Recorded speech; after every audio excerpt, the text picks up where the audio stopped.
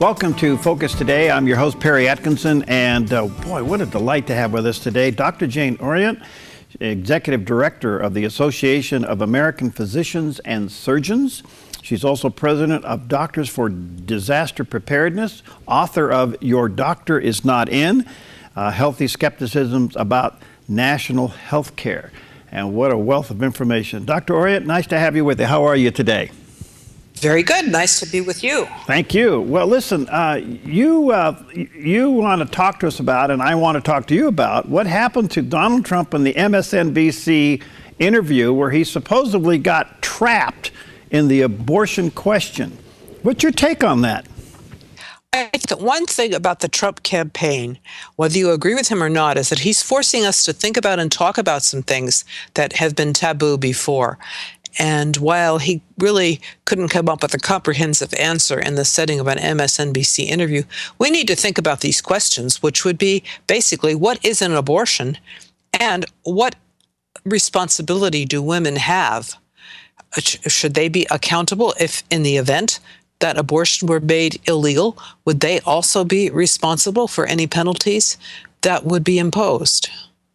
So it appeared to be, from my perspective, a trick question, because no matter how he answered it, he could be trapped one way or the other.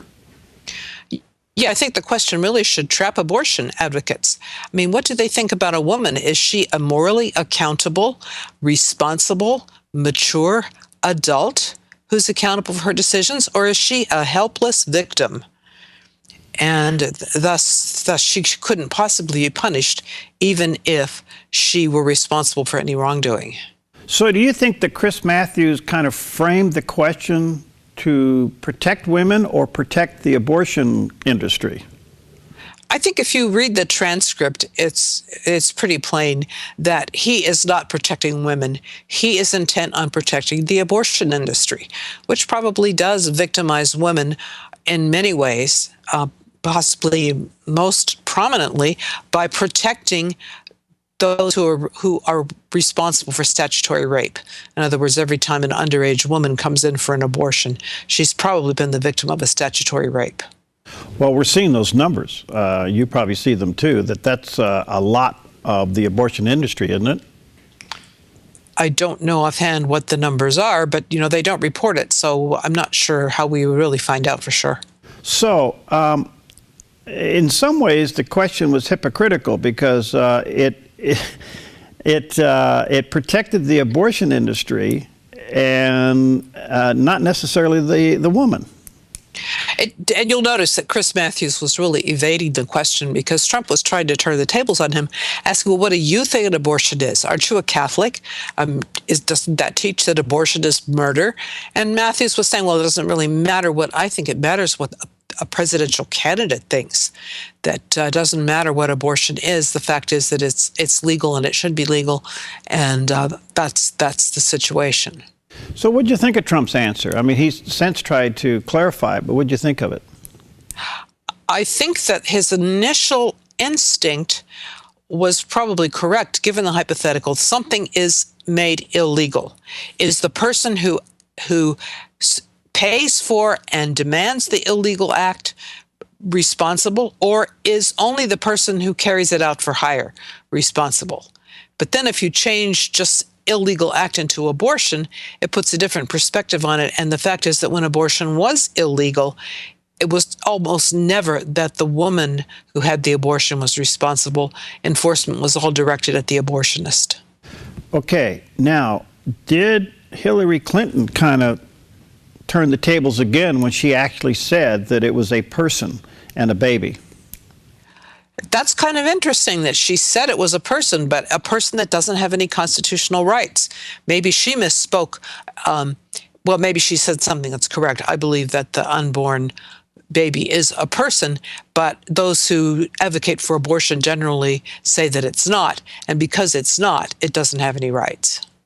So where do you think we are in this whole abortion debate, Dr. Orient, in light of the recent Planned Parenthood videos, the whole abortion industry, and the fact that our government went ahead and funded Planned Parenthood again for another year?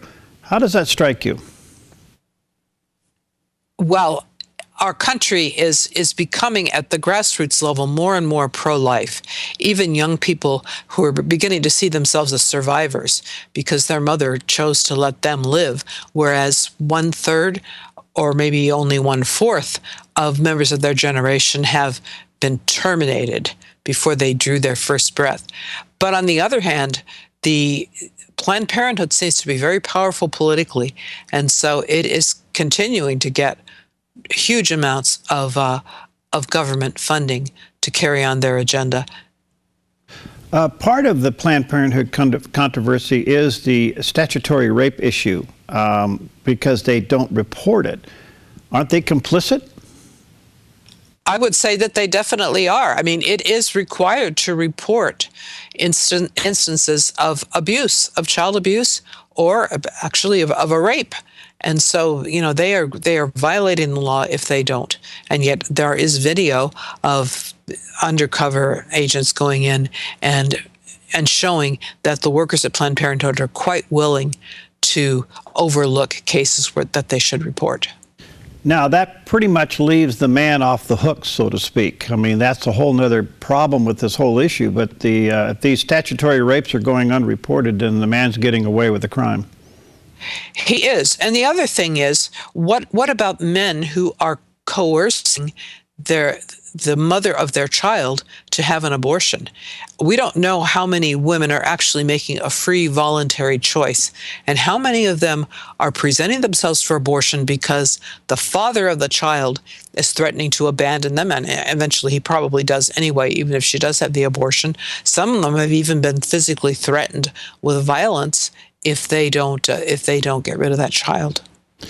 Dr. Inge, as Executive Director of the Association of American Physicians and Surgeons, how does your organization look at abortion and its legality in this country? The association is on record as believing in the sanctity of human life from conception to natural death. So we believe that abortion constitutes the murder of a human individual. And while we haven't really been involved in too much in the passing laws, we have filed a number of amicus briefs defending laws that are designed to protect the woman who is often considered the second victim of abortion, because often they are not truly given all the information they need to give informed consent. Thank you for that. Let me ask you this. If Donald Trump becomes president, do you think, this is a wild guess, I guess, but do you think he will get involved in this argument and stop abortions? There's only the President of the United States can actually do, but the current occupant of that office would veto anything that put any restraints on the abortion industry. And I think, or I hope, that Donald Trump would allow bills passed by the legislature to become law. Yeah, well, I think we all do. I mean, it's very much because I think you have said, and we are seeing it too, especially in some states, that abortions are down. So it seems that the message of abortion and the truth of abortion is getting out there. Do you agree? Oh, I think so. And I think with young people in particular, it is really very encouraging to see a number of young people really taking a stand on being done to the younger generation. You know, as a physician, how come Planned Parenthood isn't looked at more seriously as a surgical place than it is as a women's health place? That's a very good question, because there's this case in Texas, I think is coming up this session, the Supreme Court, where Texas passed a law saying that abortion clinics had to meet the same standards as an ambulatory surgical clinic. And Planned Parenthood, of course, sued, saying, well, we shouldn't have to meet all those requirements. In fact, many of them are not inspected for years on end, even though they may have unsanitary, unsafe conditions, incompetent people taking care of the patients, and even though there are not commonly 911 calls that take women who are bleeding to death to the nearest emergency room where somebody who knows nothing about what happened to her is responsible for trying to fix the problem that Planned Parenthood caused. Oh. All right, before I run out of time, tell us about your book, what your message is your book, Your Doctor Is Not In.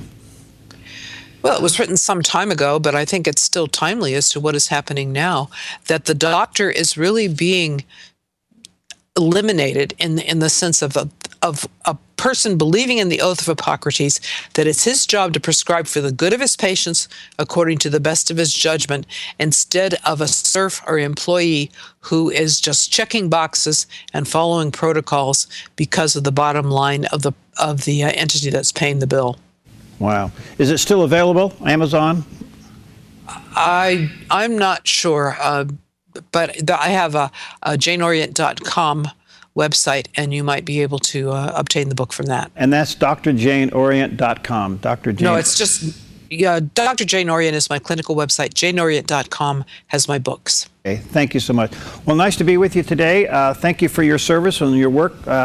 Keep sniffing all this stuff out, and we'll get you back soon. Nice talking to you.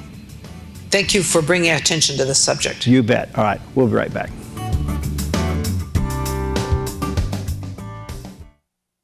I'm Paulina Leiser, producer of Focus Today. Thank you for watching this video, and make sure to check our other videos at theDove.us.